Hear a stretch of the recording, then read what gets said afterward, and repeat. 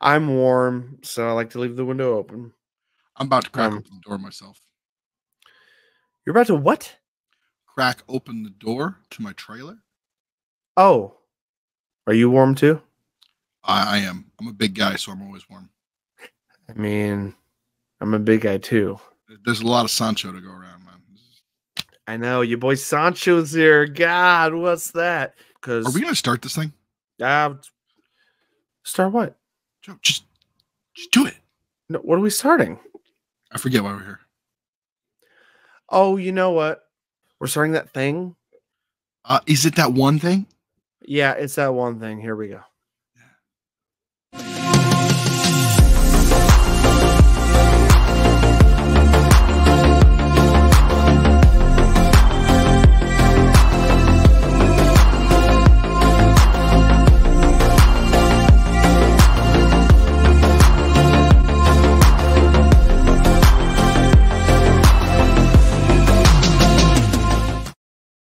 Welcome to Nerdentials, your weekly dose of the nerdy essentials covering film, TV, video games, and comic books. I'm your host, Joe Tweeton. And joining me today... Third Ferguson. Sorry. It's my co-op partner for life. I told you that's your label now, man. You just accept it. Okay? And... God, I've been drinking a lot of soda. That being said, guys, welcome my partner, the Nick Thomas. Welcome, sir. Welcome, sir. The shifting of the head will need to be minimized if we want highest quality audio. Oh, because the sound moves when you can't look up to the stars as you talk. And I don't know how I sounded, but I imagine it cut off way over here, right? Did my audio cut off? A little bit. A little bit. Yeah. Your mic's special. I feel like it's newer. Yeah. It is. It's the newer model. Yeah. But as long as I face this way, you get the smooth sounds of sunshine. Smooth, sultry sounds.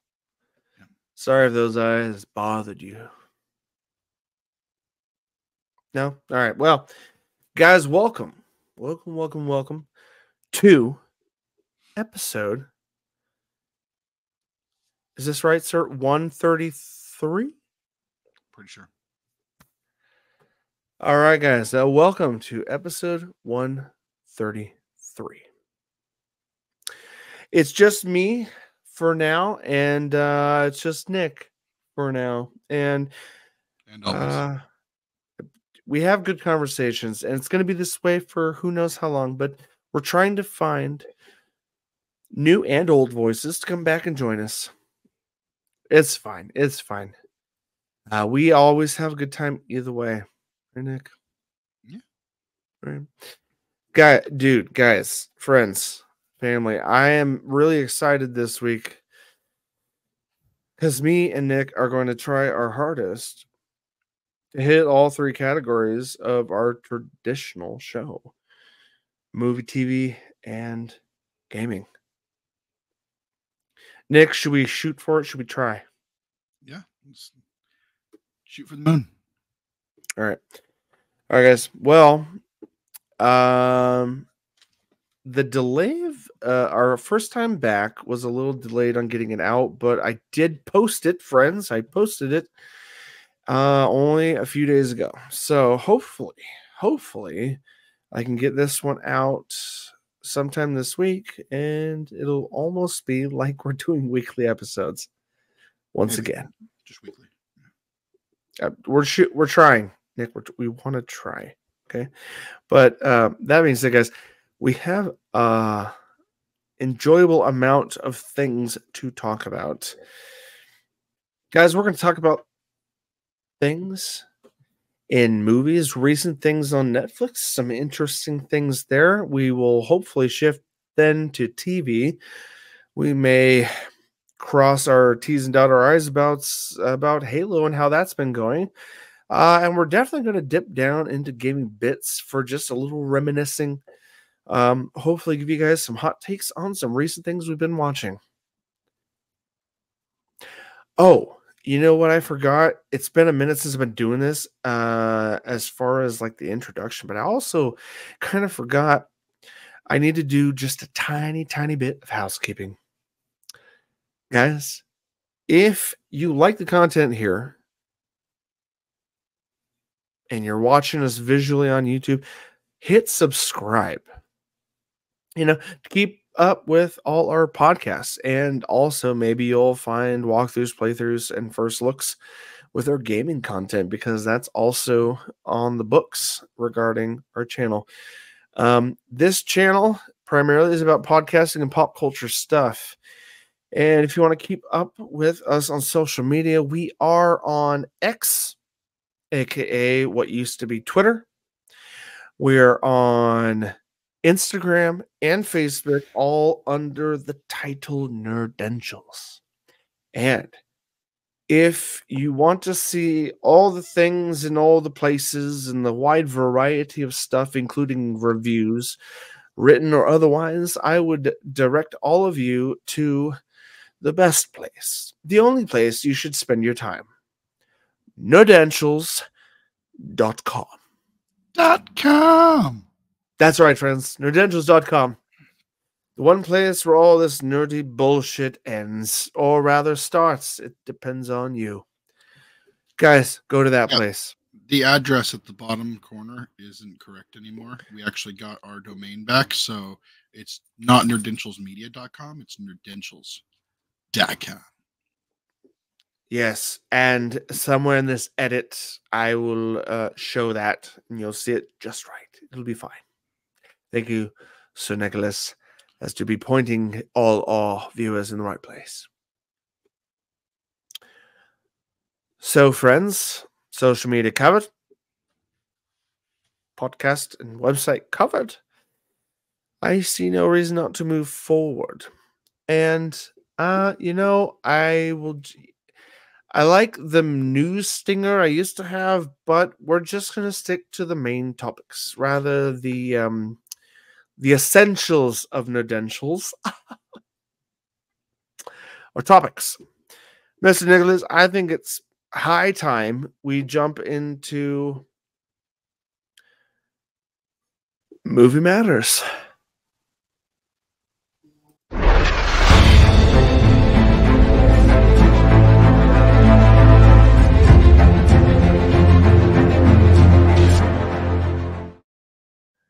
Welcome to Movie Matters, my friends. The only place where movies matter. Our time here and the topics we talk about. Guys, we've got a handful of reviews this week that me and Nick are just going to give you spoiler-free hot takes and maybe even give a score. First off this week, I would love to throw over to Nick to get our back on the first film for this week. A title called Roadhouse. Nick, tell us about it. Yeah, so Roadhouse is a remake of the original done by with Patrick Swayze. But this new one is starred by none other than Jake Gyllenhaal. Ooh. And I can tell you right now, when I first saw this, that it was going to be him in it, I was skeptical. Until I actually saw more previews and more screenshots of it, and he fits the part very well. Actually, it was actually rather surprising. So, Roadhouse, released 2024. It is an Amazon Prime original movie. Stars Jake Gyllenhaal and nice Conor McGregor from UFC. Okay. Oh, all right. Yeah, it's got a few other known names like Post Malone and stuff, but yeah, but those are the big names when you think about it. It follows an ex-UFC fighter. His name is Dalton. Takes a job as a bouncer in the Florida Keys at a place called the Roadhouse. It's a popular Roadhouse bar that has been there forever, but they're having a lot of issues there, so she's been looking for a bouncer. You find out that the main character Dalton, has a sordid past, but he kind of plays that whole speak softly but carry a big stick, and stick being his fist and feet. But no, it's, what can I say about this movie? Right now, it's Amazon's most watched original release. That's pretty exciting. It was actually fantastically done. It was really kind of cool to see him play the mysterious stranger, the quiet person you don't want to have to push too far. And you actually saw some of his psychotic roles come out in it. It was kind of cool. And it was just an adrenaline-filled, fun movie. I really enjoyed it. He was actually a believable badass in this, which was hard for me to fathom when I first thought Jake Gyllenhaal, and like, oh great. He doesn't usually, he usually well, he also doesn't usually play like super tough roles. Yeah, no, but this role may put him into an action limelight where we don't think about. As you saw how ripped he got for this film. Yeah, dude, he clearly he got shredded for that, man. Yeah. Damn. No, no, he did a really good job, and I hope to see more of stuff like this from him, because he fit the action man very well. I love that. Oh, and this is on Amazon Prime right now, right? Yes, it is. What kind of 1 to 10 score would you give this, man? Solid 9. Damn. Yeah. No, I love the original. Nothing will ever beat the original, but the way they approached this respected the original while making it its own thing, and I really enjoyed that they went that route. The story development, keeping the character a little bit mysterious, and actually seeing Conor McGregor in his first movie debut and unleashing the beast was kind of cool. Oh, is he this thick guy that's like tussling with him? Yeah.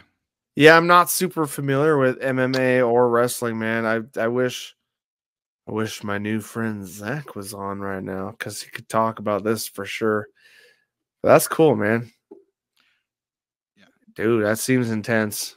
No, it was very good. I would actually recommend anybody, if you like the original or like a good movie about a nice brawl, knockdown, drag out fights, this is definitely one for it.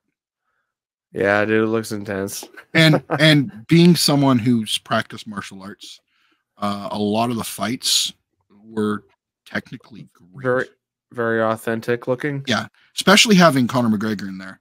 I was actually reading some. I was reading some things on this, and Jake Gyllenhaal had to keep reminding him, "You need to stop hitting me," because he was like, he wasn't pulling his punches. Right, he wasn't faking it. He was just going into it, man. Yeah, I love that, dude. Oh, that's awesome, because I have Prime. I'm so sad that I haven't jumped into it yet, because I like a good action. I love a good action film, so I'll definitely check it out, man. And hopefully the next time we talk, you can let me know what you thought. Absolutely. But solid 9 out of 10. Definitely watch it. Awesome, dude. I love that.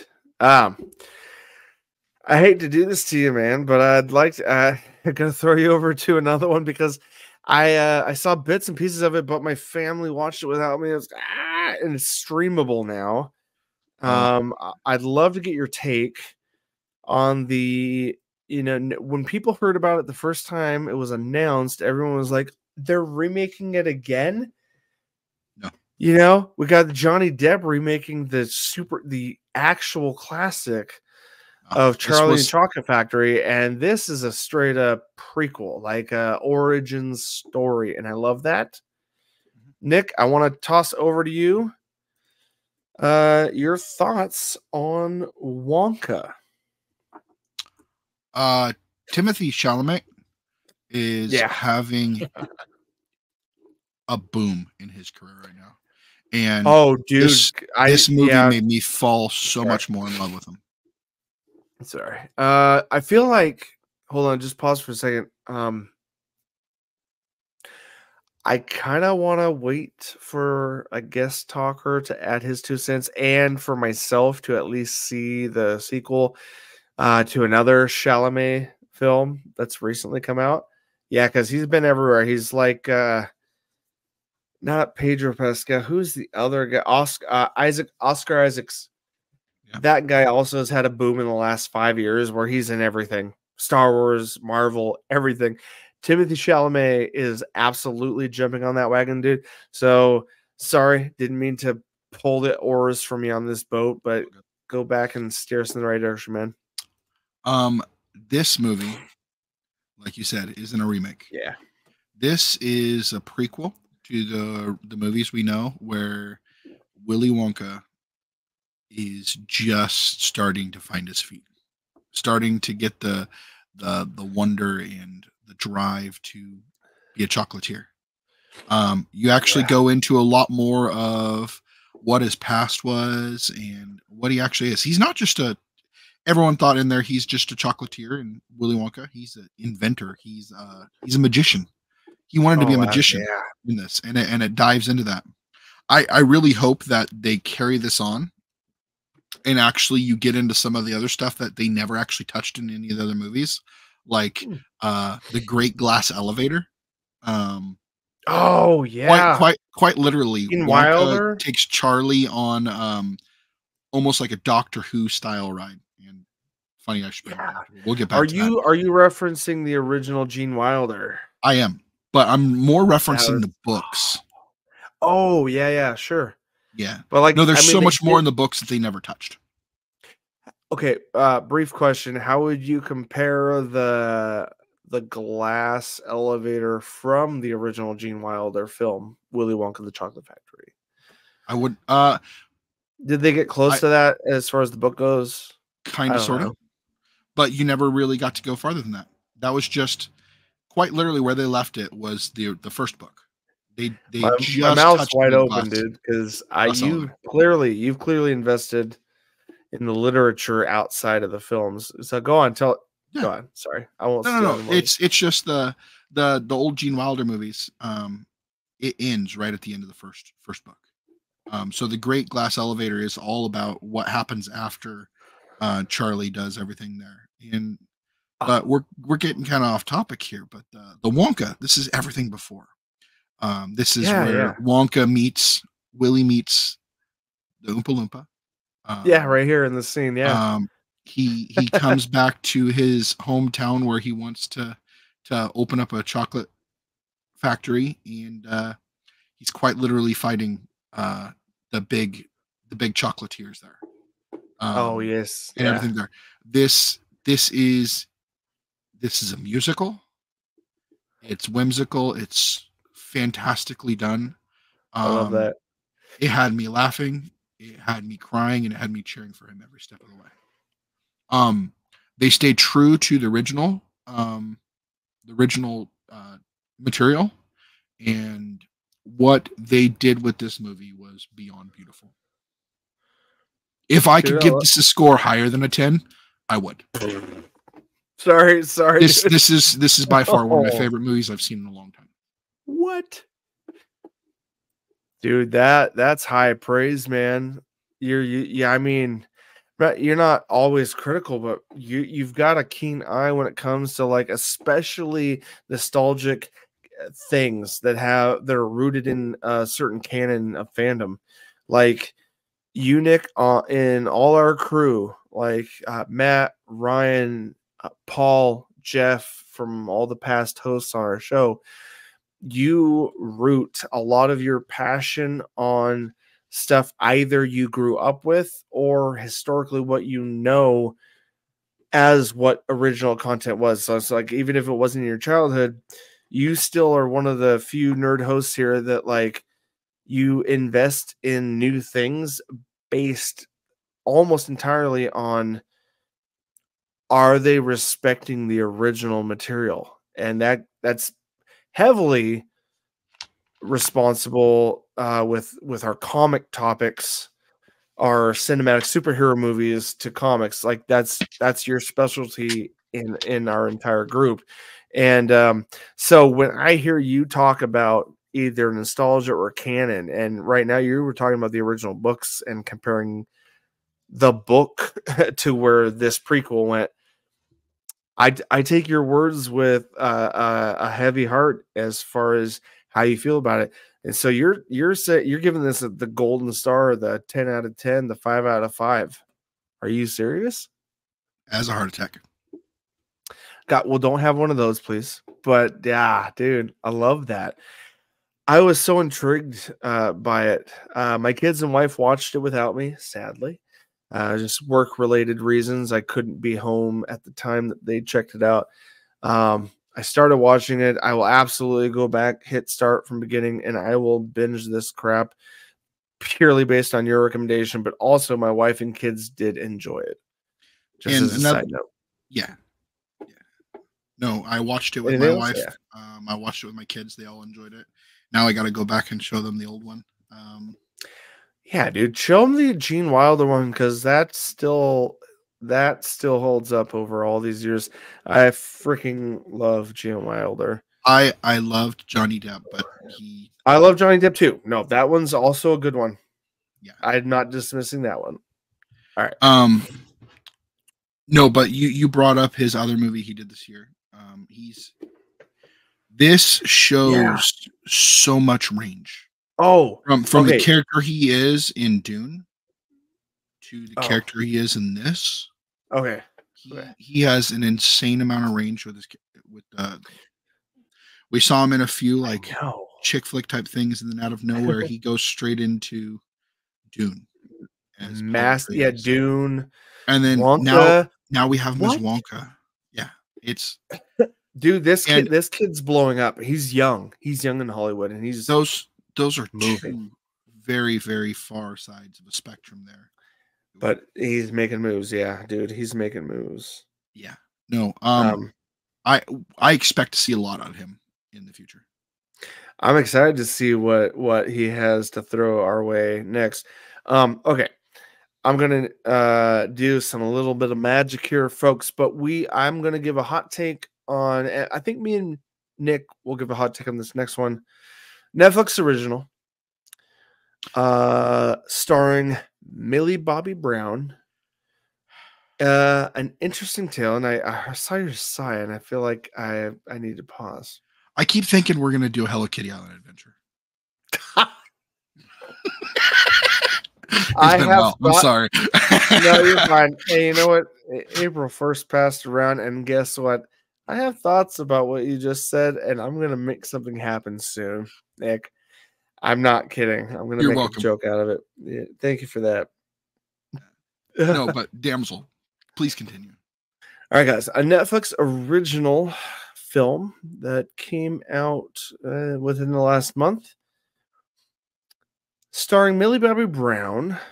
Previously known for the amazing award-winning series on Netflix known as Stranger Things. I'm not going to dive into it. If you guys have never heard of Stranger Things, go to Netflix and find it. No, that's not here. It's neither here nor there. We've done deep dives on this crap. You should know about it. And her amazing Sherlock Holmes-esque connected series Enola. Yeah, Enola Holmes. She's actually Sherlock Holmes' little sister. Yeah. Only shame I will bear tonight is that I haven't had the time or chance to check out the series. But I also know that she's done an amazing job on there with, correct me if I'm wrong, Henry Cavill. Yeah. No, and I actually did one of my. Sorry, I know Nick's given high praise on both seasons. Both of them. Yeah, they're fantastic. Yeah. And personal nerdy heartthrob, my wife's aware. Henry Cavill also co-stars alongside her. So it's a shame I haven't seen it, but we're moving on. We're talking about talking about a feature film originated from Netflix that she stars in called Damsel. I'll give you the premise and the layout and my hot take. Guys, this film is about a dutiful damsel agrees to marry a handsome prince, only to find the royal family has recruited her as a sacrifice to repay an ancient debt. Now, if you watch the trailer, you're going to see a lot of wild things happen. Someone who looks like a princess, who thinks she's, meant to marry a certain prince. A ceremony happens, and then if you watch the trailer fully, this is spoiler warning, but check out the trailer. She succumbs to a crazy ritual that the family she's trying to marry into holds. And next thing you know, she's in a cave struggling for her life. And that's literally the entire breadth concept. It's a princess led to a marriage and now struggling for her life with a dragon that's trying to kill her. And I won't say any more about that. It's not a long movie. It's less than 2 hours. It's worth a watch. It's on Netflix if you have it. It's one of those wonderful times where a movie that's actually good is recommended, and it might be on a service you have. And a lot of people have Netflix. So, guys, I will say this. Millie Bobby Brown, girl's growing up. She's Stranger Things. In Stranger Things, she's freaking in middle school, man, when she starts. This girl is now a full-blown adult actress. And I know there's a season 5 of Stranger Things coming.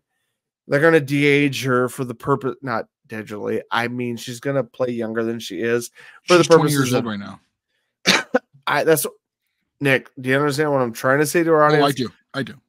She's going to play a teenager even though she's in her 20s. And hey, we can't fault her if any of us growing up as millennials or in the 80s or 90s understand about casting. Every Power Ranger we ever loved was already in their 20s. And they were supposed to be high schoolers. So that's what I'm saying. Just trying to protect myself here.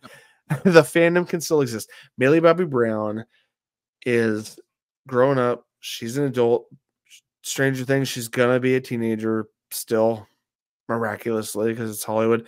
But in Damsel, she plays a very harrowing female character who is literally thrown into a family royal agreement type thing. And she thinks it's one of those things like Game of Thrones. It's like, I need to do this for my family. It's not a guy she fell in love with. It's a random prince that she's like, you need to marry him so our two families can get along or benefit from each other. But bottom line, no more spoilers, no more additional details. Millie Bobby Brown has come into her own as an actress. I look forward to seeing her in other serious roles. I know she's already been doing that as Enola Holmes, also on Netflix. I know she's maturing and she's an amazing actress. Man, that was a slur. She's an amazing actress. Yeah, she's doing great, and I can't wait to see what else she does as she moves forward in Hollywood, honestly. But as far as the movie goes, I will say it wasn't super predictable per se. It had some originality. And as far as the title, I could tell the writer / director was trying to generate some controversial feelings about calling it Damsel when literally what we see is the exact opposite out of Millie Bobby Brown. She was placed in a role where she's supposed to be a damsel, and that was the furthest thing from what she ended up showing us. And the whole adventure was fun. It did not feel like it was 2 hours. In fact, I think it was barely an hour and a half. Overall, it was a fun ride. And if you already have Netflix, I promise you, it's not a waste of your time. I can't say it was revolutionary film-wise, but purely upon entertainment and quality of even her acting alone, I will give this a solid 8 out of 10. 8 out of 10. Please watch it. It's not a waste of your time. That's my 8 out of 10. Nick, I feel like, did you see any of this? And I want to hear your score. Yeah, I watched the movie too. I really enjoyed it. And it wasn't just Millie Bobby Brown on this. There's a lot of other bigger name actors that you might know, like Ray Winston. He is a British guy that's played in a lot of things. He was Dreykov in Black Widow. He usually plays like the Russian bad guy or the mobster. There's Angela Bassett. Oh, yeah. Yeah, she's been in a lot of things. It wasn't a huge role, but... Yeah. Sorry. And Robin Wright. Robin Wright. Yep. If for those that don't know, it was kind of... I laughed as soon as I saw her in this, because as soon as she was saying something, the only thing that came to my mind was, "As you wish." For those that don't know, Robin Wright was the original Princess Buttercup from Princess Bride. Oh yes, I'm looking at it now. 1987 Princess Bride. Yep. Yeah. No, man, that was a while ago. Yeah, and I thought that's actually one of the reasons why I think they put her in there, because it kind of fits that role where she's coming back to her like fantasy roots and stuff. It was kind of cool. But no, I would definitely say Millie Bobby Brown is kind of, well, the best way I could put it. We just gave all this praise for this up and comer Timothée Chalamet. She's in that realm where she's trying to find new things and spread her wings and do things other than just Stranger Things that everyone knows her for. So you see her spread her wings in Enola Holmes. You see her spread her wings in this. It's good to see her do something other than just play 11. You know what? Don't get me wrong. Sorry. I love her as 11, but I would give this an 8 too. And I want people to go out and watch this and support her so we could see her in more things. She's got a lot more depth than we've actually seen, which is great. Absolutely, dude. Just briefly, just a tangent off of the cusp here. Timothée Chalamet. I even want to just point out, even though we're not talking about him right now, but Tom Holland, Zendaya, and Millie Bobby Brown, these actors who are in these like who have like come into these AAA titles and series and stuff, and like Zendaya is playing in a really dark, cryptic series called Euphoria. Netflix. Euphoria. What's that on? I'm pretty sure that's on HBO or Max now. Okay. Yeah, we're not reviewing that right now, but I'm just saying, like, these young 20-something-year-olds are like the next generation of what we've spent our childhoods loving in Hollywood. You know, the John Travoltas, the Tom Cruises. God, sorry, I didn't mean to mention you, Cruise. You're never gonna die as long as you do Mission Impossible. No, but that is never gonna die. Oops, pardon my language. You're not wrong. They're the next generation of the 40-somethings that we love today, that you and me love today in some of the, or not love today, but that we've loved in some of the best classics out there. You know, the Mission Impossibles, the Indiana Jones, that stuff is that these 20-something-year-olds are becoming that next generation, man. And right now it's fun to talk about what they're doing right and what they're doing good. Yeah, and it's not just they're making all these big budget movies and stuff. They're actually acting in them, and they're doing good. No, they're doing serious roles at times, man. Yeah.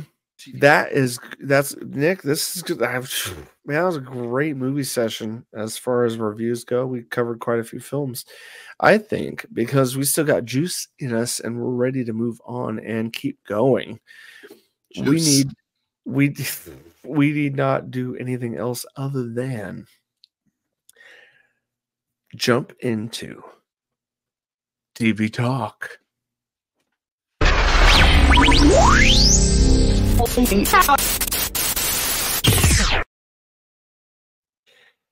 Guys, welcome to TV Talk, the number one spot where each week, or at least as often as we record, we try to cover the latest in television across as many streaming platforms as is feasible for a middle-class American to cover. Shit, I guess we're not going to cover anything, Nick. Just a joke. Whether we share streams, wink, wink, or mix streams, or watch things separate, we will do our best. Don't cross the streams. Yeah, never cross the streams. Not with your Schwartz, not with your Saber, not with your Piss. Please don't cross streams, ever. But, guys, I am so excited. We haven't talked about TV in a while. It's been a while. We've watched a lot of TV since the while that it's been.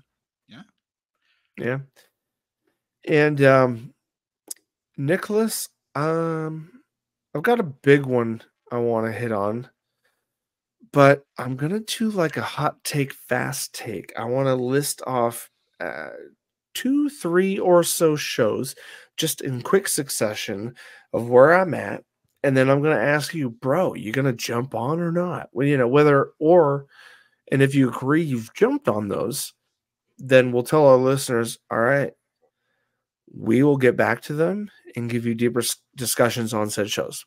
But I'm going to give a quick hot take on over the last 2 months of our hiatus, things I binged, watched, and caught up on. Just real quick. All right, show number 1. Guys, this stuff is going to primarily hit the nerds out there. It's definitely going to strike a chord with Nick's heart.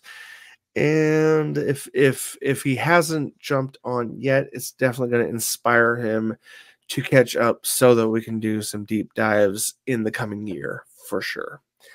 Guys, series number 1. Paramount Plus is where it can be found. I did a nice full catch-up / binge of Star Trek Strange New Worlds, starring Vincent Mount as the epitome of Captain Pike. You might have to, Pike, Captain Pike. Guys, it's late in the night, so I promise I will make these quick. I will try to minimize how stupid I sound. Captain Pike, pre-Kirk era. It's a prequel before the original Enterprise took flight on its Kirk-based 5-year mission. I watched all 2 seasons that are currently available. A 3rd season is coming on its way later this year. Super excited to see where it goes. It takes Star Trek from what has been over the last few years of overarching long stories and trying to revitalize the series, and it brings it back to the basics where every single week an episode takes on a different location, different spot. It has a beginning, middle, and end. It's a one and done episode. This series takes classic Star Trek that if any of you are old enough to grow up in the 60s or even the late 80s into the 90s for Next Generation with Captain Picard, they had this ongoing, every once in a while you get a 2-part episode, but for the majority of the seasons, it's a one and done episode. New adventure, circumstance they need to overcome. At the end of the episode, they figure it out. Bam. Hour-long series. The 2 seasons that have encompassed my binge watching have been incredible. I love all the interpretations of the younger versions of these different characters. If anyone's interested, leave a comment down below. We'll do deep dives on any of these series I mentioned. I have so much more to say, but I will just move on and keep moving on. And just the highlight hot take is check it out. It's on Paramount Plus. If you are a Trekkie, new Trekkie, or have always loved Star Trek, this is one to get into. Star Trek Strange New Worlds, 2 seasons, third one's coming. It's been amazing so far. Jumping into the next one. And Anson Mount does a good job as. And Anson Mount, and I could go further on all the different younger versions of characters that have come. Anson Mount. Captain Pike was only in the pilot, and for some people, an unaired pilot in the 1960s of the original Star Trek series before they recast him as William Shatner as Captain Kirk. But there's plenty of lore, plenty of comics, plenty of books that talk about Anson Mount, and I love how well he did as someone who is not Kirk and pre-Kirk. So any Trekkies listening to me, y'all know what I mean when I say that, and Nick knows. I'm trying to touch on those quickly, and me and Nick will have deeper discussions later for sure as he wants or as he catches up. Nick, where are you at in this series? I haven't watched much of it, but I did watch a few of the episodes of the first season. Okay. One of the things I could say, which is great about this show, you actually met Anson Mount's Captain Pike, and for that matter, Spock, in the other Paramount. Movie? No, in the other Paramount TV show called Discover. Yeah, Discovery. This follows their characters after a crossover. Yeah. Well, not really a crossover. It's where they started from. They brought them from there and did this as a spinoff. Sorry, let me rephrase that. I started watching Strange New Worlds, and I got only a few episodes in, and then Nick pointed out, because I asked him, I'm like, because I knew there was a crossover, because I started watching Discovery as well, and that's a show that started 3 seasons earlier, and in the first season, they do a crossover of characters where they're all connected because they're trying to make a spinoff called Strange New Worlds. Discovery started first, rejuvenating Star Trek. Then Strange New Worlds was a spinoff series that they wanted to do. And Nick told me, well, after this episode, they kind of take off in different directions. I was like, crap. Okay, so I need to I was behind on Discovery. And I will be touching on that in 2 seconds. I was behind on Discovery. I had started Strange New Worlds thinking 1 and done episodes, no harm. But they do cater to hardcore fans at certain points. References in episodes and a 1 or 2 episode crossover of characters where they end up in different directions, but they make a connection, showing you that they're in the same universe and related. And I was like, snap. Okay, so I watched all of Discovery, all 5 seasons. I binged all 5 seasons over last summer. I just watched episode after episode. I got all caught up. Then I went back and watched Strange New Worlds. I saw the crossover episode where a couple characters like Michael Burnham connected, one of the huge main characters of Star Trek Discovery. And then I watched the rest of Strange New Worlds, loved every single episode of it. I love the actors, love everything they're doing as a Trekkie, as a lifelong Star Trek fan. I love what they've done with Strange New Worlds.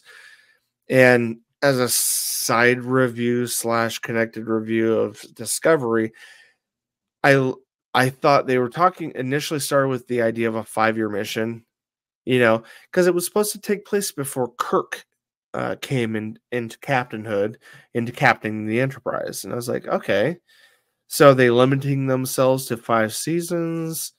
That'll be interesting. And then Discovery goes in a crazy different direction after season 3. Some crazy time travel stuff, some insane new discoveries, and I love the fact that, spoiler free, I'll put it this way. They find themselves in a future that's far enough removed from any original series that it gave the creators, fans, showrunners that are fans the ability to take the show in different directions that would that could completely avoid tying them down to previous history, previous canon, because one of the biggest problems that Star Trek suffered was when season 4 of Enterprise happened, which in itself was its own prequel. And the reason that show got canceled is because viewership was so low, because majority of the fandom of it hated how much they were contradicting plots, how many wrong directions they were taking, because at some point the studio didn't have as many fans of the franchise working on it anymore. It was just people being paid to write a story, and the fans were so sad about where it was going, and there weren't any fans in the studio making it happen. And so that's where Star Trek ended, and this now revival, dude, Jonathan Frakes, who plays William Riker, #1 next to Patrick Stewart in the Next Generation series that happened in the 80s. He is currently writing, producing, and directing a lot of stuff now for all these current Star Trek shows. And this in itself, Nick, could be its own episode. I know you're hearing me. I know you're excited about what I'm saying. I know you want to add and pull from, and I want us to come back and dedicate a conversation between you and me after, like, maybe catch up on some stuff and then come back at me, dude, and talk about the history and where things are going, because Star Trek has been revived, dude. It got revived with Discovery. I don't know if it was revived at season 1, but by season 3, dude, I can see all that passion for everything about Star Trek coming back. And then all these additional series, Lower Decks. Oh my God, dude, I have so much to say about that, but I will try to make it short. Strange New Worlds, spinning off but still staying connected to the universe. Discovery, jumping super far into the future, but still like maintaining the spirit of what made Star Trek so exciting and fun back in the 60s, when space exploration was a wild, strange, and completely new concept for most Americans when Gene Roddenberry himself invented it in the 60s. And so all that to say, Strange New Worlds is doing great. I give the total 2 seasons of it a solid 9 out of 10. I'd give it a 10 out of 10, but I don't think I'm equipped enough to criticize. So I don't know, man. Strange New Worlds is a 10 out of 10 for what it is. Discovery. As a Star Trek fan, I grew up with Star Trek my entire life. I'm 39 today, so I wasn't there at the beginning, but I've been there throughout the years. Discovery, as a 5-season collective, I have to give it a 10 out of 10 for where it has ended so far and where the final season's going to go. I can't wait to see where the final season's going. This last season, season 6, they've announced it's the final one for that series. Strange New Worlds, not sure how far that's going to go. Lower Decks, 4 flipping seasons, all animated. When I first checked it out, I thought it was like a Rick and Morty adult-only cartoon, and on many levels it is. But they did a crazy spin-off, not a spin-off, sorry, a crazy crossover episode in season 4. They connected an animated episode with a live action episode of Strange New Worlds with Captain Pike. They did a complete crossover with animated, and they brought in the voice actors, Quaid, and I forget the female actress. They're not in front of my screen right now, but the voice actors for the 2 lead characters, the nerdy white dude. God, I'm messing all this up, but the 2 lead characters that are best friends in Lower Decks, they show up in Star Trek Strange New Worlds in front of Captain Pike as real human actors, the same voice actors. Never seen this, at least in Star Trek history, of a cartoon and a live action thing making a crossover other than, Roger Rabbit in the freaking 80s, early Talking 90s. about Jack Quaid as Brad Beaumont, Yep. and Tawny Newsome as Beckett Mariner. Yeah. Two of like the leading characters that bring most of the humor to the Lower Decks series did a complete crossover with Strange New Worlds, and it was beautiful, glorious. I laughed, I cried, couldn't believe this was happening. Well, and so I gave the last two 10 out of 10s, honestly, and I would give, honestly, I've watched all 4 seasons of Lower Decks. They also do the one and done episodes, but they keep building on relationships with characters. And so it's like, if you stick through from the beginning to now, it becomes more and more meaningful as you watch. So even though you could come into any random episode and enjoy it for what it is, because it's a one and done starting point, problem, solve it by the end type storytelling. But if you stick with it, all the characters grow together and you fall in love with everything they're doing. So 4 seasons, Lower Decks for a Star Trek series. Can't believe I'm rating a cartoon animated Star Trek series, but it's a 10 out of 10 for me. I can't give it anything lower. It's amazing. The only show I have not watched, and I know there's 4 series, is Star Trek Prodigy. I know it's geared towards a slightly younger audience. It's all CG. I haven't been able to dive into that yet. But the 2 live shows and the adult animated show where they straight up cuss, Star Trek with cussing and adult humor, all of it's amazing. And Star Trek is going in such an amazing direction as far as television goes, Nick. All 3 series that are on Paramount Plus, minus the 4th one that I haven't had time with, I give all of them a 10 out of 10, and I can't wait to see where they continue going and how they wrap things up with Discovery. If you don't mind, I'd like you to add since you're already doing it. Yeah. Mm-hmm. Strange New Worlds wasn't going to be the only crossover. I mean, only a live action from Discovery spinoff. Yeah. The other spinoff that they were working on was Section 31. With I if can't anyone wait has seen Discovery, it was Empress Georgia. No. But Section 31 is the very secretive group within the Federation that is all about protecting the Prime Directive. They're like the Men in Black of Star Trek. Yeah.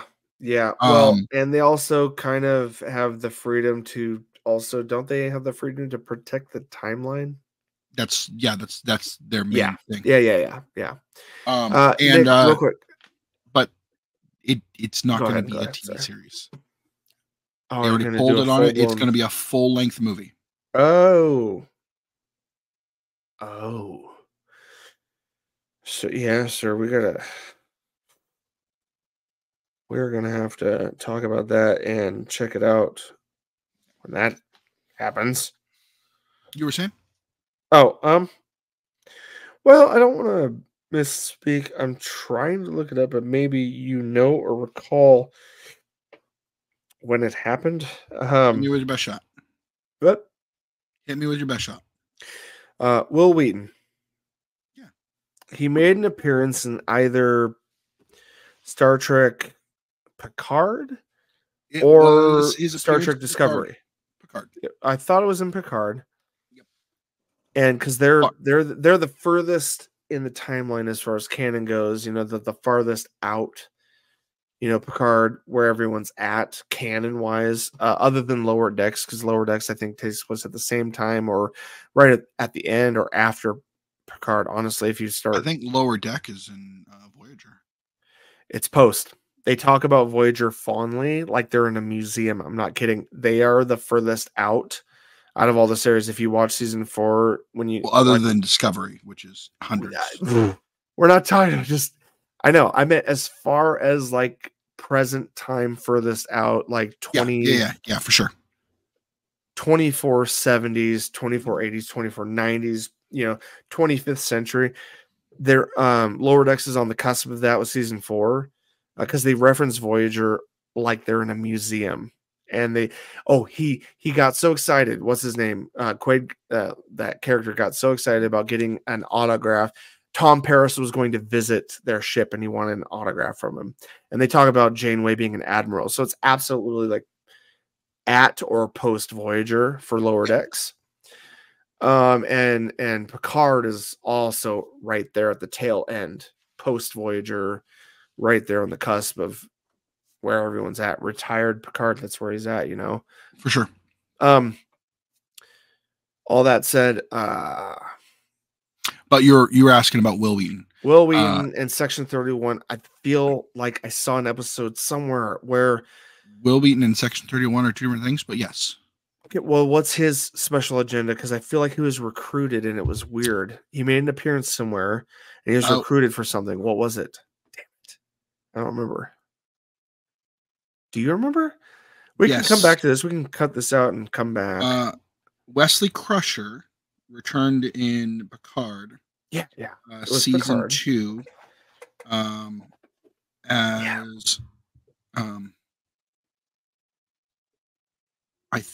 I think the group he's part of is called the Travelers. Okay. Shoot. So is that Picard unique, specific, and not connected to anything else yet? Probably not anything else yet. That I just, because there was something very like, oh my gosh, Will Wheaton got himself back into Star Trek, but he was like recruited for something. Dang it. Yeah, he's a traveler. Okay. So the Travelers, you actually saw Travelers in the original Star Trek Next Generation series. They have access to power and they travel throughout the timeline, making sure things are all good. And okay, so this is kind of why I was confused with Section 31 a little bit. Where Section 31 is tasked as a military government that can sometimes be corrupted and all that to actually go do stuff. They're like the secret agents that go in and like straight up kill people that aren't supposed to. Yeah, there's a level above Starfleet that has them operating, right? Yeah. But the Travelers, quite literally, all they do is they monitor. They go in and they see. They observe. Do you remember? I know you looked it up, to verify, but do you remember that scene in Picard? I do. Season 3. We'll need to come back to that because I'd like to dig into that a little bit. Sadly, I haven't watched all the behind the scenes Will Wheaton, the after show stuff that they also have on Paramount. I'd love to watch all that. Quite literally, the Travelers have ascended. They have control over time. They, like when you see Wesley Crusher in there, he can actually full on stop time and move through it to different space time. Yeah, I'm so curious. I'm so curious if they're gonna do anything with that or come back to it at all or mention it again. Super curious, Yeah. It was clearly a whoa moment, but it was like a fun spot to put Will Wheaton back in there as an actor and a fan of Star Trek. Because that kid grew up in it, Yeah. No, you saw him in season 2 trying to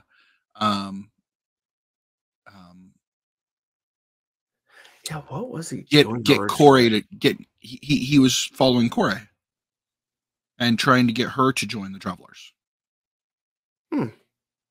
Oh man, I know.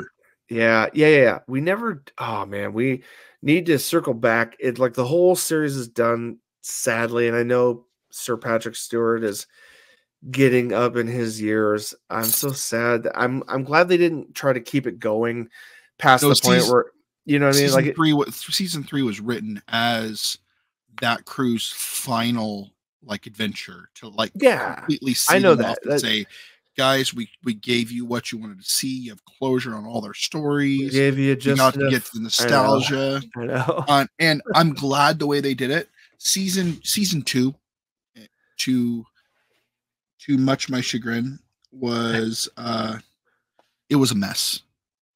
I know. I recall seeing fans, not being as excited as season 1, And then and season 3, I didn't dislike it. It definitely threw all of us in a different direction that we were kind of maybe confused by, or not sure what they were doing with it, and I still loved just watching Patrick Stewart on the screen, and I'm glad, like you, I'm glad they took season 3 where they did. I'm still, there's no, you can't stop us from aging, and I get it. At some point you got to stop. You got to pull the plug at some point, and giving us some kind of ending is the best you can do. But just as a lifelong fan of Captain Picard and that whole crew from the Next Generation, I know I would have been upset if they pushed it longer than it could have been. I love that they gave it a finale, so I can't be mad. I'm sad about the overall fact that it's over. I think every fan is going to feel a little sad that we're not getting more, but also happy that they gave it a conclusion, that no one hates. I can't speak for everyone, but I don't think anyone hates how it was concluded. I'm glad we got something, right? I'm glad we got a conclusion. I agree. It's definitely something I'd like to come back to and talk at at further length, the whole 3 seasons, because we haven't ever really, at least on this show, talked at length about it, and it's fine. It's not the right time or place right now for that. But that does basically cover the 4 series that at the time were all congruent on Paramount Plus. We had 5, sorry, counting Prodigy. We had 5 freaking Star Trek shows running parallel for the last 3 years. It's insane. It's an insane revival that all has amazingly, for us fans, done well, and means we'll continue seeing more of that in the future. Man, Star Trek, what a fun time for a lot of nerds. We're nerds, guys. Our channel is called Nerdentials. You knew what you were in for. But anyway, we're gonna segue now to one more show for this week that I feel particularly impassioned to give you guys some encouragement to check out. That's the headline juxtaposition of this whole thing. Guys, I want to talk about Halo, the TV series. This thing, I'll just give you a quick little recap of where we found ourselves barely 5 years ago when we heard. I hear some Halo background barely coming through, Nick. I'm sorry.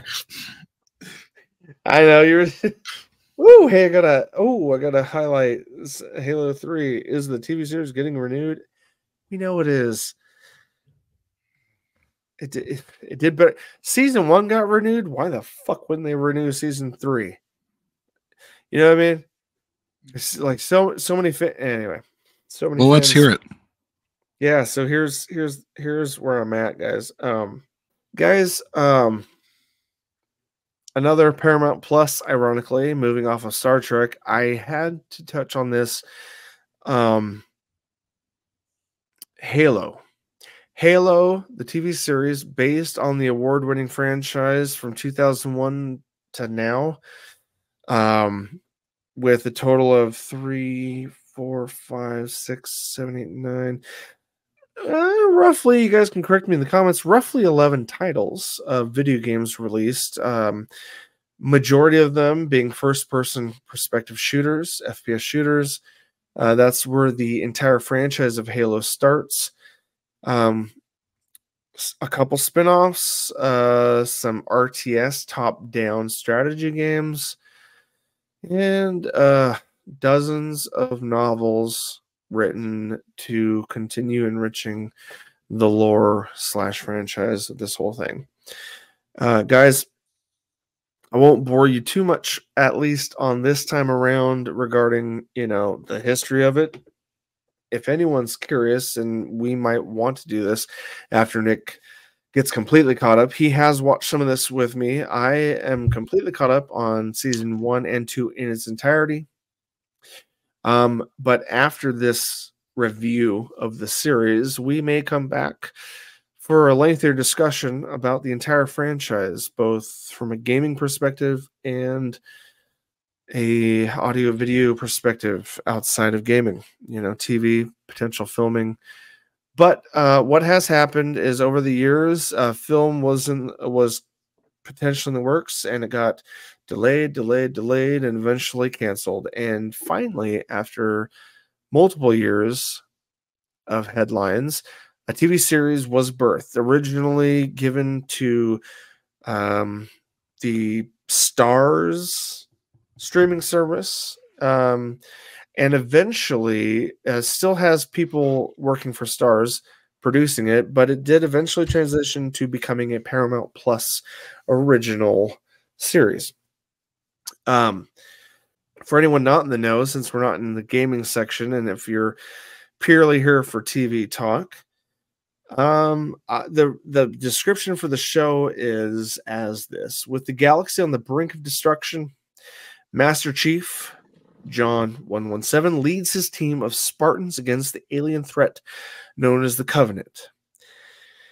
Since 2001, the game franchise is essentially that. Spartans are these super soldiers with heavy armor, built up by basically a human fleet of starships from Earth to fight against an alien threat known as the Covenant. And the Covenant is a group of aliens, not all one race, tiny guys, mid-sized guys, big guys. It's a roundhouse of about 4 or 5 species who are on this religious conquest to seek out this thing that we eventually find out to be the title Halo. It's about this giant ring world. Without spoiling anything, that's the whole premise. It's a ring world. They think there's a lot of religious connotation behind it. They think pursuing it will lead them to whatever afterlife they believe in. All the while, they're adamant at destroying humans and, basically preventing anyone else from getting to their religious icon known as Halo the Ring. So that's kind of the whole premise. This group of aliens and humans fighting each other. They're pursuing a religious thing. Humans are just trying to figure out, why are these aliens trying to kill us constantly? So that's the premise. Now, game, it's a first-person shooter. It's an interesting translation, bringing an FPS to a series or movie.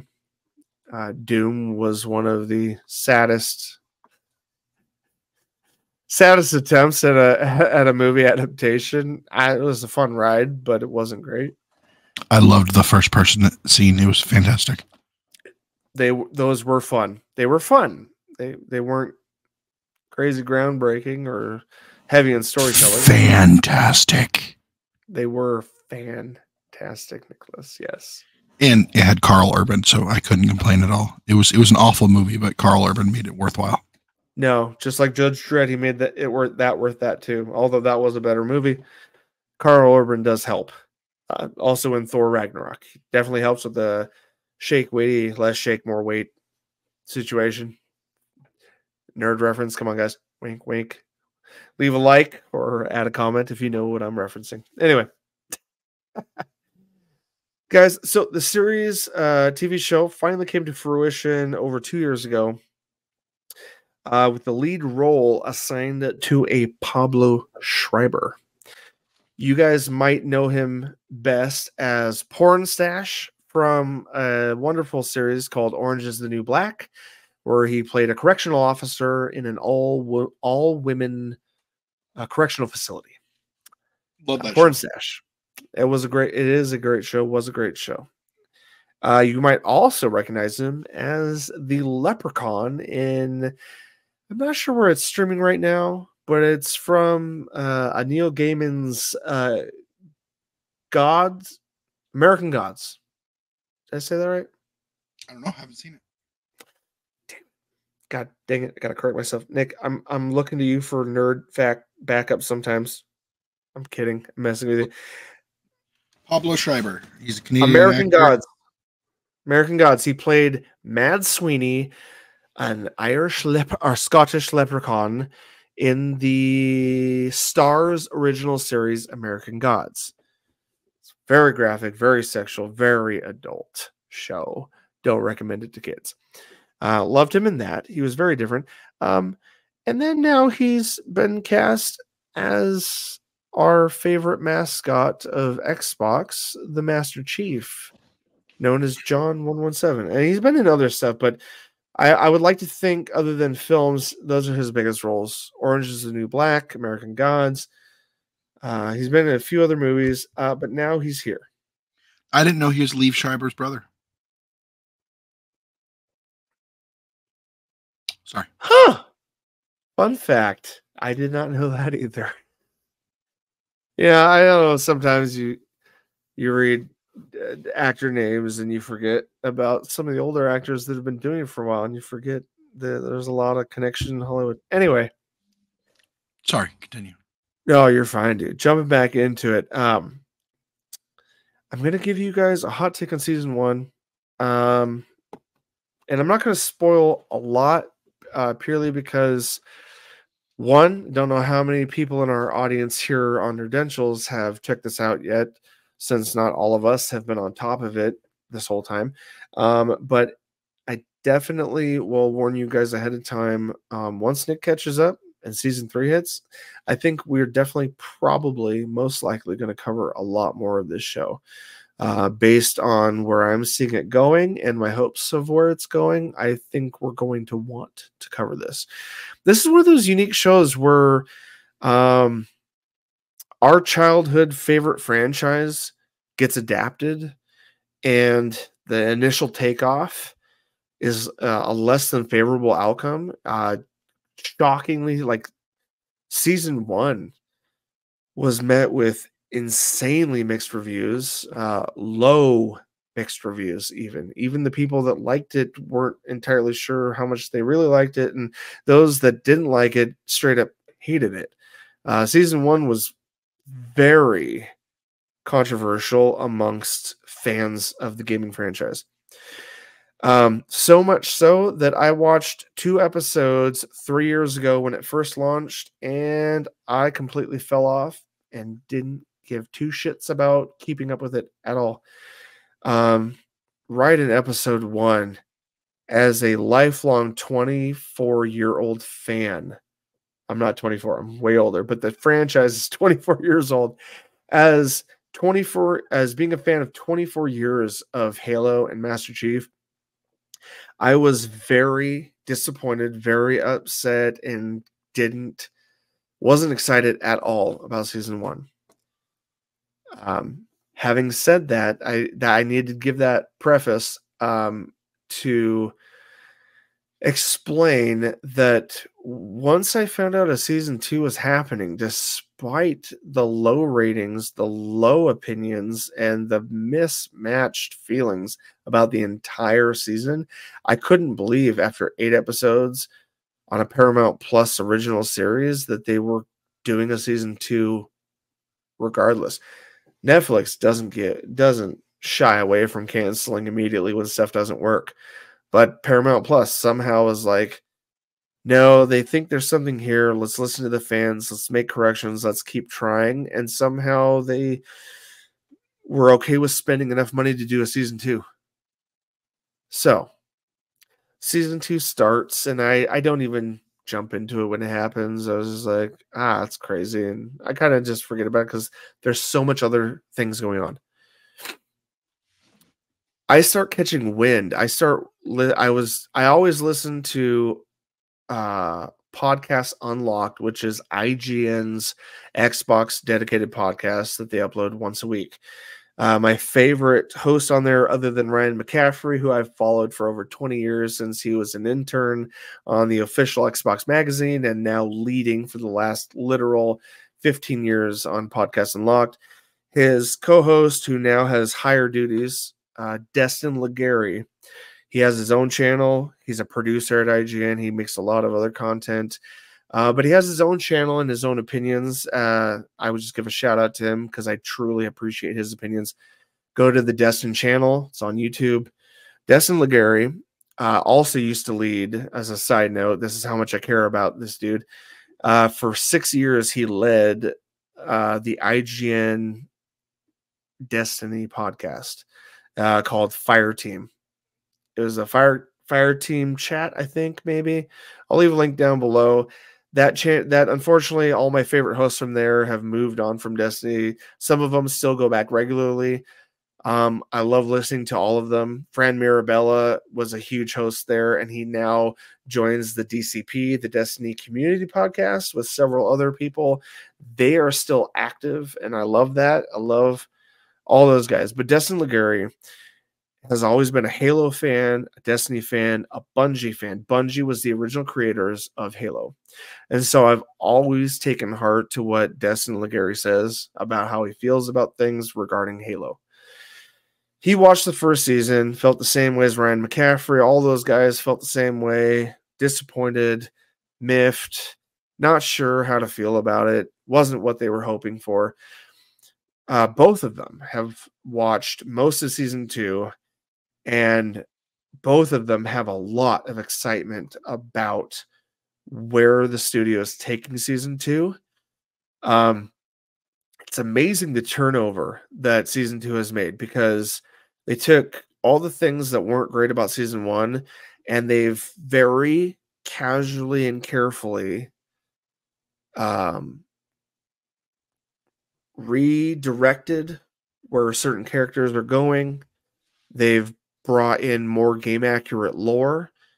They've brought the Master Chief closer to what game fans expected out of a mascot, and it's exciting.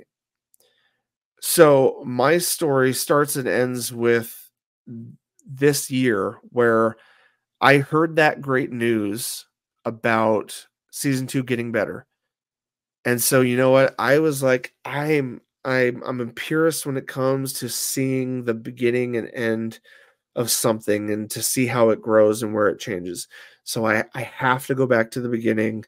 I have to watch season 1. I have to see where it goes, where it failed, and I have to allow myself to experience that so that I can be excited with all the people that started with it at the beginning. I love doing that because it gives you such a greater appreciation for where it ends up.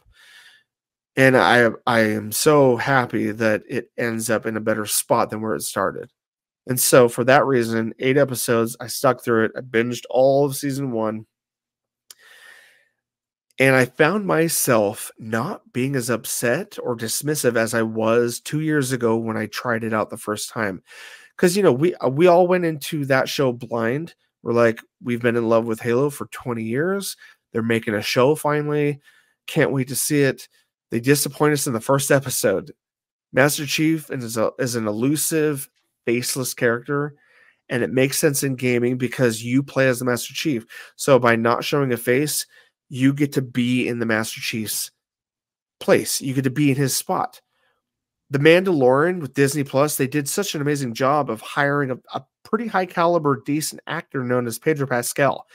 And people thought, oh, there's no way they're not going to show his face. He's a known actor at this point. Why would they keep him mysterious? And guess what? They pulled it off for 90% of the entire season of Mandalorian. They kept Pedro Pascal's face hidden, and it didn't take away from the character emotion or us caring about him. We still cared about him. His voice, the acting came through his voice. That's an amazing example of keeping a character's face hidden, a well-known actor, and that actor showing his prowess and ability in conveying emotion and story. End of story. And I challenge anyone on the internet to argue against that. I know Nick he nods as I'm talking endlessly. He agrees with that statement. So yeah, you say that again, Nick. I loved him. Yeah, dude. Pedro did a fantastic job. Yeah. But, and not seeing his face didn't make it worse. There was nothing wrong with not seeing his face. But so all that to say that it's been almost 3 years now, guys. So the only spoiler I will give you is the number one mistake I feel that the studio made as a whole in season 1 is that our mystery man, the Master Chief, who's never been shown, his face has never been shown. I feel like the studio was too scared to hire a name like Schreiber, and they were too worried about his ability, sadly, too worried about his ability to convey emotion through just his voice, that they revealed the Master Chief's face at the end of episode 1. Literally the episode 1 of the entire series. Now, to bring us to where they're going with it, we still see a ton of his face. We still see the actor go through the ups and downs, and I can't spoil anything right now, Nick, because I need you to get to season 2, and we can definitely have like a deep dive on this series once you get there. But I also don't want to do that to our listeners who are just hearing the hot take. Yeah, no, I plan on watching more of it. I need to get through season 1 and see the story of Master Cheeks. Yeah. Nicholas, aside from the joke, I also hope that you do that also based on my recommendation that if you want to like further appreciate where they evolved the show, that you got to see where they fucked up first, right? You need to see where the foundation started and then see where it goes. I highly recommend, even if you're a fan of the game, stick through season 1, see where they go. I think if you remove the idea that it's not a perfect one-to-one of the game, that you can appreciate it as a series that's trying to take you somewhere. Nothing has to be perfect one-to-one. No, nothing. No, yeah, sure. Nothing is. A lot of series and movies get close. This one strays pretty far with season 1. Now, just to conclude, Nick, just to pull you into where I'm at with season 2, I finished the whole season 2. And prior to the last 2 episodes, the excitement level, the interest, the investment is so great, so good where they're taking it. It's still not perfect. They still have characters that sadly don't need to be there for us to truly enjoy the story that they're telling. There's a couple characters that don't need to be there, never needed to be there in season 1, but I can see the studios slowly weeding them out to a point where it makes sense for where they started. So it's not just a blatant Band-Aid rip like, wow, so, actor died, so instead they just straight up recast. Or it's not that. They kept the character that shouldn't have been in there. They take that character to a place where I can see that character leaving in a meaningful way and in a way that helps us change our focus and care more about our Master Chief and Cortana and where the rest of that story is going. In conclusion, I give season 1 a solid 5 to 6 out of 10, even upon a rejuvenated, I'm not upset, I'm just kind of going in blind and see where they go. I still, sadly, based on my 20 years of fandom, have to give it a 6 for what they did with it. It's not even that they I'm not upset about what they did with the characters. It's just, it just wasn't good storytelling overall. It didn't go where it needed to go, even though I might have a 20-year bias of the gaming franchise. I still can't give it more than a 6. But knowing where season 2 shifts, I would still tell everyone out there, even though I gave it a 6, try to get through 8 episodes if you can, or at the very least, watch the season 1 finale to give you an idea of where the season 1 ended to where season 2 takes off. And then from season 2 on, dude, I gotta say, season 1 was a little bit of a slow burn overall. Like, it gets good midway as far as action goes, but dude, season 2, they start with all the explosions, all the action. I was like, oh, they realized season 1 was a bit slow, and they decided, let's not make that mistake again. So season 2 explodes with action, intensity, curiosity, character movement, shifts, changes, so much good stuff. And it gets so insanely intense and well done. Like, dude, they spent money. They spent money on the action, on the effects, on the CG in the last 3 episodes. They put money where their mouth was and fixed it and made it so good. And I cannot, it wasn't like an insane cliffhanger where you're like, oh my God, but it was enough of a, oh my God, are they going there next? It was like, oh my God, please. Oh God, season 3, come now. I need to see where they go. I need to see where they go. So season 2, although I can't give it a 10 out of 10 because they did not completely pull it out of the ass that it was buried in, I will give season 2 a solid 8.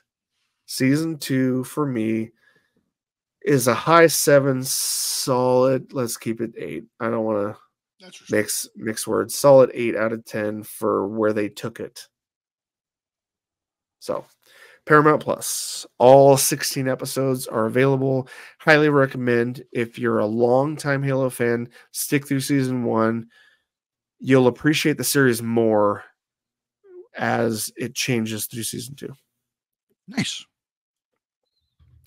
And I can't wait to hear your perspective, dude. I feel like you're going to be very, very close on the same page as me after you sit through it based on what I've said and what they did. Okay. So, yeah. So instead of going into any other shows I want to cover, I would like to cover a little bit of TV news. Oh, hey, that's we don't have a particular order for news and reviews. Usually I want to stick news at the front, but I also don't have a good stinger right now for that. So we can absolutely. Yeah, it fits nicely in the TV talk. Yeah. Yeah. So we talk about Halo. We talk about Star Trek. We talk about all these things. We have fandoms.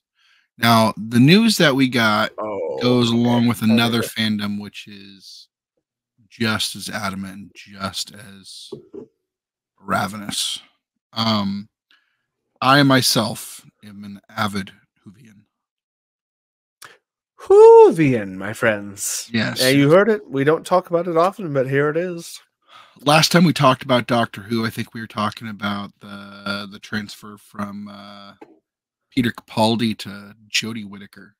That was a weird transition. I do think because of canon breakage that's the only reason we mentioned it and talked about it. Yeah. And I think we, unfortunately, in today's day and era, we need to preface that we have no prejudice towards anyone identifying as anything. Also, get over yourself. But and you guys can at me about that. But this one is purely, sorry, Nick, if you want me to cut that out, I will. But this is purely the previous controversial shift in the series is purely only controversial because Whovians alike all agreed this is some canon breaking stuff. Pure reason. If we're just talking about fandom and canon. Yeah, the only other time that you actually saw the Doctor change sexes was in response to them killing themselves. It was their body reward for it would not reward. It was their body's like don't say the word punishment for punishment for the the thought of sorry. Unaliving. Yes, I'm gonna bleep your word out, dude, because before this change to Jodie Whittaker, the only way that a doctor would, one of the Time Lords would change their sex is if they purposely chose to end their subscription for life. Nice. Yeah, that makes sense. Yeah, there's subscription to life. Yeah. Yeah, no. And that was a response to that. Hence why we got Missy instead of the Master. I follow, man. Yeah. And then after Jodie Whittaker, we had another crazy upturn in how things happen, and she turned into David Tennant.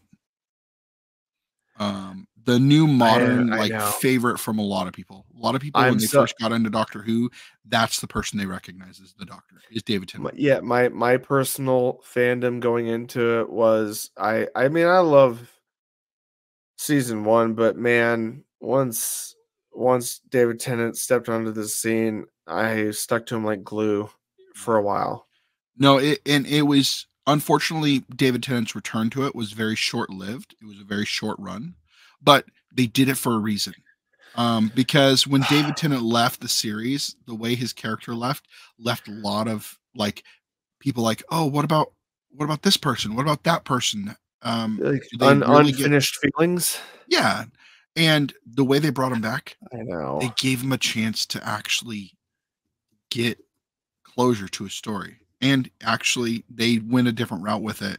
And they made pretty much a Doctor Who verse. And now when the Doctor changed again, he changed and he did another change that had never been happened in the first into a black person. A complete racial change. Yeah. We had a sex change, and then we had a racial change. The new actor for that was Ncuti Gatwa. Yeah. Fantastic actor, and I think he brought a lot of levity to the character. And believe it or not, season in 2025 will be his second season, and we are. This is where the news comes in. It has been announced that 2025 will be Ncuti Gatwa's last season, and he'll be stepping down and passing over the reins to the new Doctor Who. Man, the Whovian world is getting a lot of weird changes over the last 5 years. Like, overall. Yep. But go ahead, the fans loved the step back to David Tennant so much. They're doing another step back. It only made sense, I guess, because the second most, that honestly, what you're about to say, I feel is probably the second most competed fandom of favorite Doctors, at least in the last 20 years. Yeah. The 16th Doctor has been announced. None other than Matt Smith will be reprising his role. Obviously, as the 16th Doctor, he will be wearing his face, but just like David Tennant, he'll have the memories and everything, but he is a different Doctor. That's going to be weird because he already did it once. You know, he tried to go off the coattails of David Tennant. Yep. And now he's going off the coattails of the literal last of the 15th Doctor. That's going to be interesting. Like kind of what's different about him. People are going to compare this new take he gives us off of his original take because he's already been there before. Yeah, no, right. Yeah, no. Like original David Tennant, he was almost like the fierce warrior Doctor. The best way to describe him, he was very lighthearted, but would fiercely defend everyone around him. Yeah. And then Matt Smith came on board, and he was back to almost Sylvester Pettigrew's 8th Doctor. That was very whimsical. Oh man, you're digging, but still you're digging dark. Back you're digging back. Yeah, there was a darkness to him, but he was trying to hide it with whimsicalness. But you could tell that when someone messed with the people he cared about and loved, he would Yeah. go full scorched earth or scorched universe. Dude, can you believe that there are, I mean, yeah, there was obviously the, 60s and 70s Doctor Who, Mhm. but I love the fact that like when they came back in 2005 that they literally it's all connected because you can because of the whole idea and format of how Doctor Who works, that he's literally timeless and can regenerate anew all the time, that you could literally just piggyback off of the original run of the show into the modern day. And I can't believe, looking at the episode count, that we're at 175 episodes of the modern take of Doctor Who from 2005 to now. Yeah. Oh, No, man. and with Russell T. Davis at the helm, we're gonna see some interesting stuff. I'm excited for what we're gonna see with Matt Smith coming back. He's been doing some different roles since he left, and Yeah. Oh, yes. Yes. Shout out to Game of Thrones spinoff. mm-hmm. Damn, you're not House in of the loop. Dragons or whatever. Oh, yeah. House of Dragons. Yeah. Yeah. The Daenerys lineage of family. Yeah. Yeah. That's a show. And they're going season 2 coming soon. So I need to, me and my wife need to jump back in and finish the first season because I guess it's extremely good. Yeah. No, I'm definitely excited for it. I like Matt Smith as an actor. We don't see him in enough things. Quick shout out. As much as I love Matt Smith and David Tennant, he was a one and done for Doctor Who, sadly, but I just wanted to shout out Christopher Eccleston, season 1 of 2005's revival of the whole Doctor Who show. He did all of season 1 and then he turned into David Tennant. And I watched that whole first season. When I got into it for the first time, that was my first season. And then when I saw him turn into David Tennant, I remember how Christopher Eccleston acted, like mannerisms and stuff, and I could see some of that transition. So I could see David Tennant kind of replicating some of that, and I was like, "Oh, this is wild." He's trying to basically play the previous person, but just in a new form. And I've tried to pay attention every time, like when David Tennant left and we got Matt Smith. I'm like, okay, there's some quirks that David Tennant had that Matt Smith is emulating here. And I think they've done that every season. I know they eventually, evolve into adding some extra, mannerisms that weren't there from the previous one. But I love how well these actors have all done for every time he changes. And I haven't seen Miss Whitaker's performance, sadly, purely for no other reason other than I've fallen off the entire series for a while. I held off for a while of wanting to watch it. I know. I was worried about it, but Nick I was watched upset, folks, because of canon and not lore, not because she was not because of the actress, because of the way purely that the they lore. did it. Yeah. But I gave it a chance, and I actually liked her as the Doctor. It was completely different than I had ever seen. And she went 3 whole years, huh? Yeah.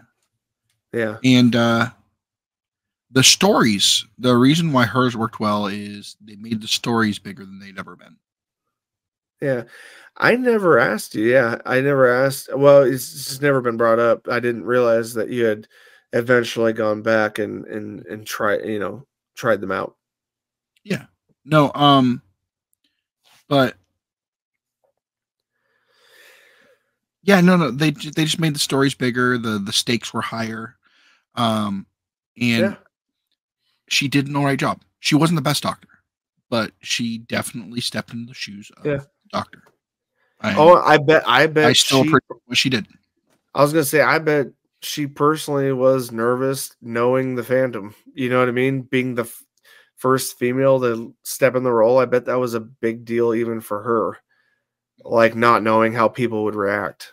Yeah. No, and Shuti no Gatwa his doctor. Yeah, 2 years, 2 seasons, or Yeah, he's going into his second one. I've watched a bit of his first season and then the Christmas specials and all that stuff that he just started and he arrived in. Yeah. Um, he's not like whimsical as in like weird.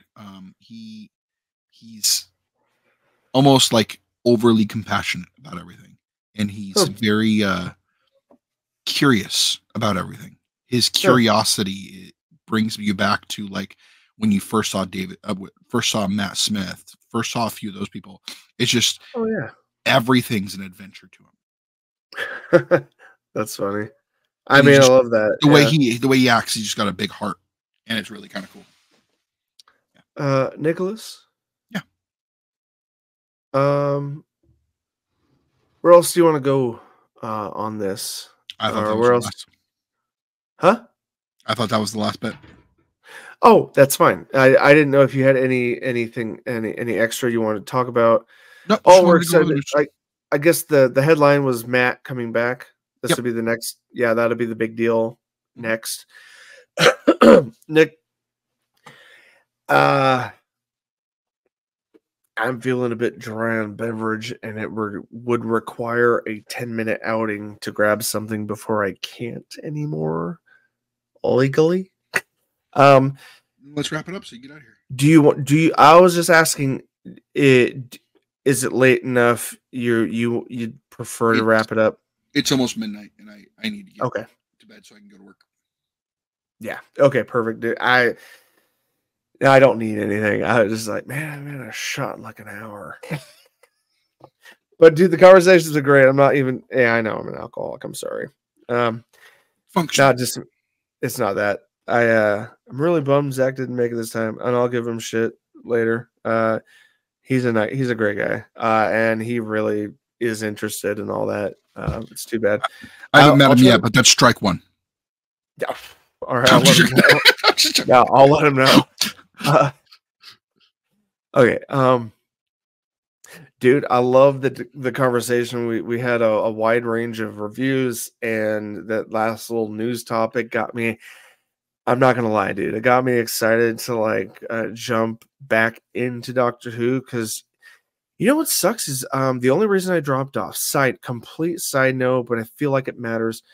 And it's nothing against my wife, but her best friend and her best friend's husband at the time have always been Whovians, always been into it, and so my wife has tried to get into it, and like she's got her own unique fandoms, you know, Harry Potter, Lord of the Rings. So it's like, oh, why wouldn't this one work? But for whatever reason, she's tried it before and just couldn't stick with it. And I got up to the beginning of Matt Smith, and this is tragic because I know there's so many great doctors since then, but I kind of stopped in the first few episodes of Matt Smith because I really wanted to wait till I could talk my wife into getting into it.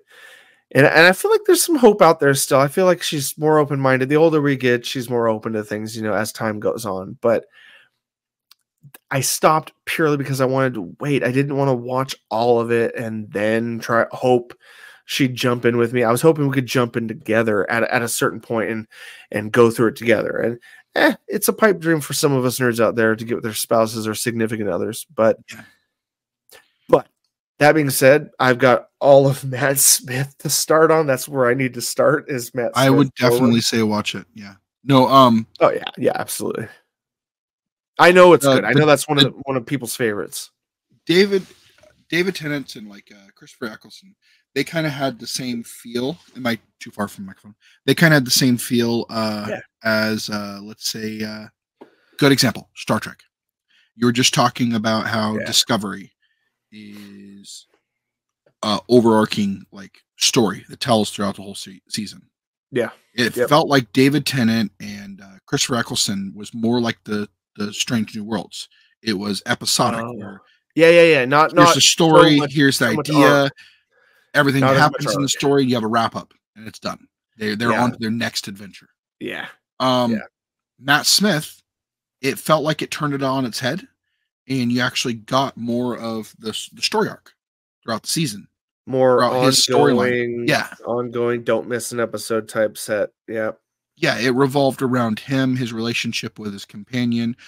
They actually went so much more in depth on the relationship with the companion than they had in other seasons. Yeah, there was that whole romantic thing with David Tennant and it was like Rose. God, Rose. that was a heartbreaking separation. But yeah, yeah, that got a little heavy at the end. But it felt like when they hit Matt Smith, they did a full story arc. You actually saw character growth with Matt Smith's Doctor. You saw a character growth with the companions, Rory and Amy Pond. Yeah, and Amy Pond was the initial companion to Matt Smith. Yes. Right. Yeah. And it's awesome that they did that, and it felt like they continued that trend all the way up, and it started with Matt Smith. Quick pro quo for all the fans out there. Is there an easy outlet to check previous episodes? Do you know? For a while, you could watch a lot of them on Amazon Prime. Amazon Prime. Pretty sure you still can, except for the newest ones. So I think the last seasons with Jodie Whittaker were all on BBC. Oh, okay. A quick heads up. I love we're not sponsored, but I would highly recommend the Watch Now app. It's like a Google search for everything streaming, and you can basically choose what streaming services it searches for. So you can what is it called, a procured list search. So you could literally pick every app on the face of the earth, or you could do just Netflix, just HBO, just Prime, and when you search for things, it'll only look for those platforms. Sponsor us, guys. We talk a lot about streaming, but anyway, the Just Now app, a lot. The Just Now app tells me that there are 13 seasons on HBO Max.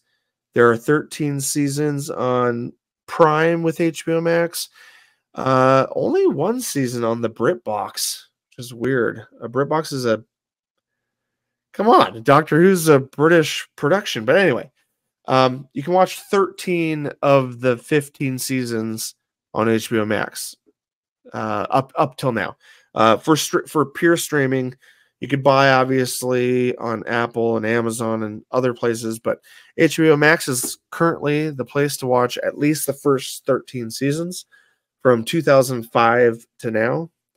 So that's exciting. Guys, it's been a blast talking about some of our favorite pop culture. We'll hopefully have a few more voices and faces next episode when we get around to it.